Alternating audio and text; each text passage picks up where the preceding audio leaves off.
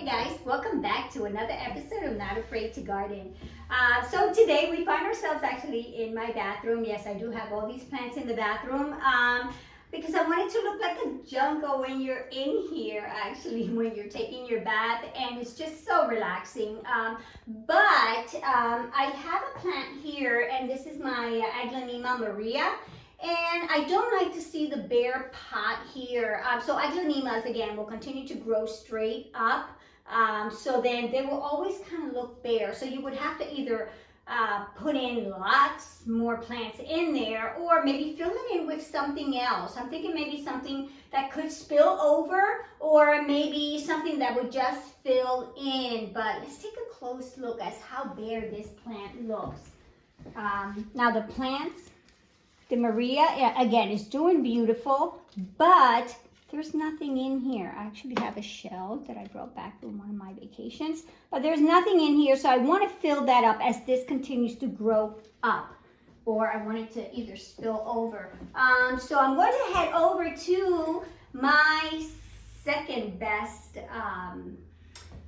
greenhouse nursery, and that's in Ewing, New Jersey, and they have that gorgeous greenhouse with tons and tons of tropical plants and all kinds of plants, not just tropical, but also plants to put outside, that you can put outside during the summer. So I'm going to see what I find. Maybe ferns.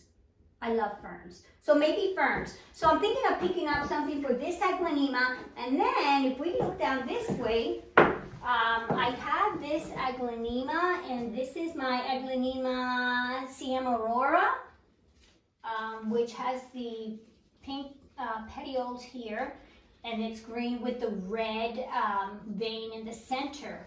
But it's also bare, so I do want to get something for here, so maybe it'll spill over, or maybe just ferns. Again, ferns do great in an environment where you have a lot of humidity, because again, the bathrooms hold a lot of humidity in here with showers and baths, and you know, during this, especially in the summer, in the winter time when you're taking baths with hot water. It's wonderful for these plants. So let's go out there and visit the Ewing, I think it's Bountiful, it's called Bountiful Nurseries, and let's see what we find for this one. And I may probably bring back extra ferns to that, so that way I can probably fill in some of the other plants. I'm going to show you one of the ones that I filled in with the spider plant. All right, so another example of the plants that I fill in that flower pot is this travel palm that I have, and I put in spider plants in here on the bottom there, and look how beautiful they're growing in, and again, they're covering up that bare space that the flower pot has. So you can take a look around at some of your flower pots that you have and see what kind of plants you're growing. Now, if most of your plants are growing straight up, you definitely want to fill in, you know, again, that bare space just to fill it in, or maybe put in a lot of that same plant just to fill that space in. I also did the same thing with my snake plant here, and I just put in, again, a pothos growing. I do have a little trellis here, so I have a pothos growing in on this side here to fill in the back space, and then I have a green spider plant here growing along with it. So again, and just make sure that the plants that you're using to fill in, they're plants that require the same kind of watering system, because you can't have succulents with, let's just say, a pothos, because you know pothos will need more water than the succulents, so then the succulents will end up with root rot. So definitely make sure that you know both plants need the same water restrictions or requirements. Okay, so let's get going. I'm excited. I don't know what I'm going to find there, but I want to bring you guys along, and let's just see what we find there.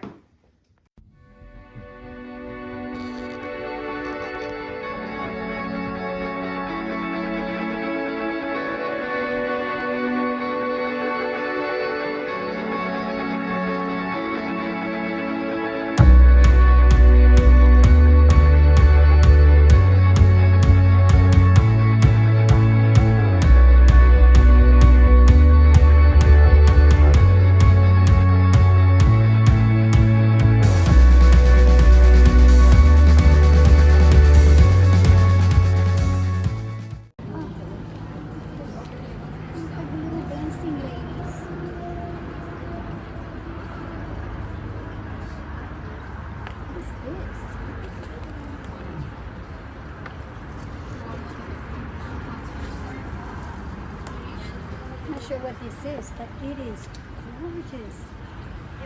Dracaena circulosa, $18. Oh, look at the color on that. Is that gorgeous? So Dracaena, I know it's beautiful, but remember, I'm here to buy the plants to fill in for those flower pots. So I'm not going to get this now. It is gorgeous. So I'm just going to keep looking around and see. I also thought about the asparagus fern. And again, I have those at home already. But I can start one off with the ones I have at home are too large. But maybe I can put them in and they kind of spill out. And then I'll just have to keep trimming it because they get pretty long. So that's the type of fern that I could keep in mind. But I'm going to keep looking for now. Come on. All right, guys. So look what I found. It's a silver sword, but look how big it is. It's $120. Yes, for a silver sword. But look at the leaves on it. It is gorgeous. Wow. I have a silver sword, but it does not look like this. This is beautiful. Oh, look at the roots on this. Really nice. And actually you can propagate this piece right here. Snip it right between those nodes here. Right there, right between the nodes here. And you can propagate this. And this becomes a new plant right here. That is gorgeous. Yeah, we'll just keep looking. So from here, this one, that's pretty nice. This one is $12.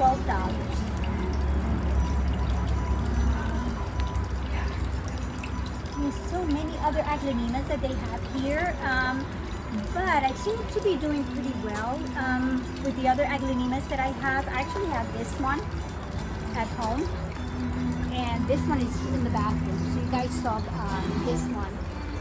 This one's looking really good.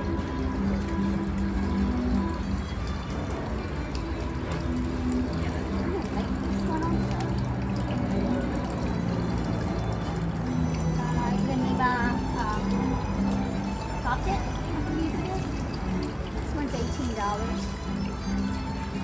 I don't know. I think the leaf looks a little too pale. This is the cutlass. I have this one already.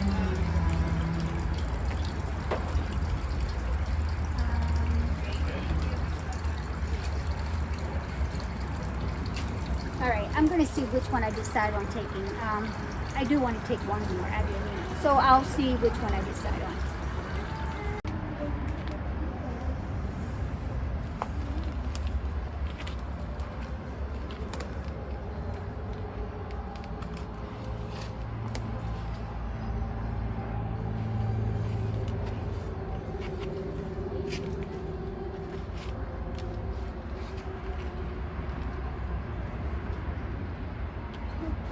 This one,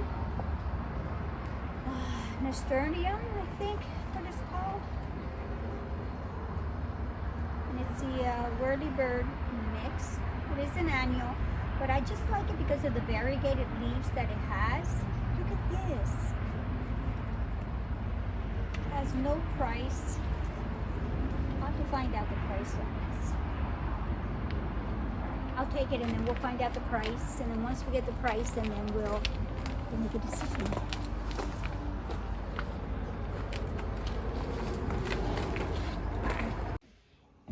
Alright guys, so I'm back from Bountiful Gardens, and I purchased a couple of other plants there, but I don't have time for a plant haul today. So I just want to show you what I picked up for the flower pot for the aglaonema here. So I decided to go with, I did mention ferns. I did find these two ferns that I did show you earlier, and these are fern holly, Japanese, it says on there. I don't think I've ever had these before, and they're only $7. So as they continue to grow, I think they're just going to kind of spill over a little bit.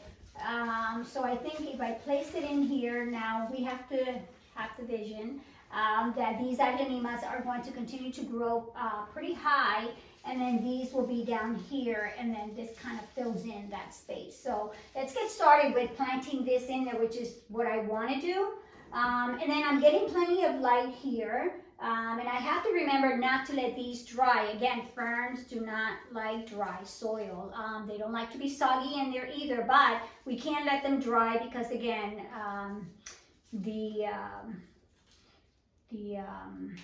oh my goodness. So as the leaf starts to come out, again, you know, that could end up drying up if they either dry up too much, if you leave them too dry, or if you leave them too soggy, they'll get root rot. So let's get started here. And what I'm going to have to do is, as you guys can see, I've got plenty of soil in here. I want to make sure that they're not higher than the aglaonemas here. So I'm going to make room in here. I have something else growing in here, and I think it's my, I'm not sure they're irises I have growing in here, but whatever it is, I'm going to leave in here. I'm just going to place the ferns. So let me grab this. Let's take it out of here. And again, I'm going to be watering this probably, again, once a week, but just enough water that is going to get their feet wet. I'm going to loosen up the roots here, so that way they can just continue to grow in this new environment. And then I'm going to plant them as far down as I can. I think they look pretty good there. That's the first one. As you guys can see, I did plant it pretty deep in here. So there's that. I'll cover it up in a minute.